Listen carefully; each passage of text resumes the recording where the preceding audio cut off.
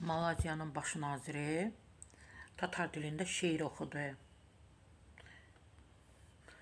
Fotosunu sizə göstərim, siz də görün bu Tatar dilində şeir oxuyan insanın fotosunu.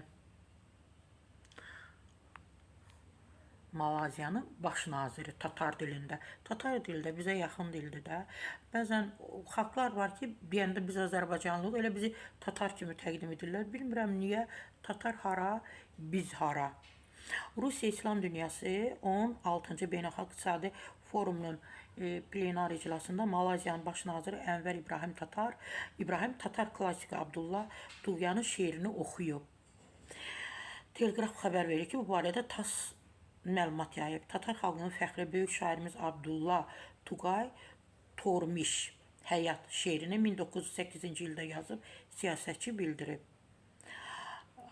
Bundan əlavə o, Rus yazıcı Lev Tolstoyun Hacı Murad əsərində Tatarstan haqqında hörmətlə bəhs etdiyini xatırladıb. Bəli, mayın 12-dən 18-də Kazanda Rusiya İslam Dünyası forumu keçirilib. Forumda bəli 100-dən çox xarici ölkə nümayəndələri iştirak edib. Amma Malaziyanın baş naziri,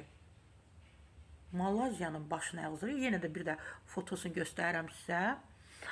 Bax, bu kişi Tatar dilində bir şeir oxuyub. Bu qədər.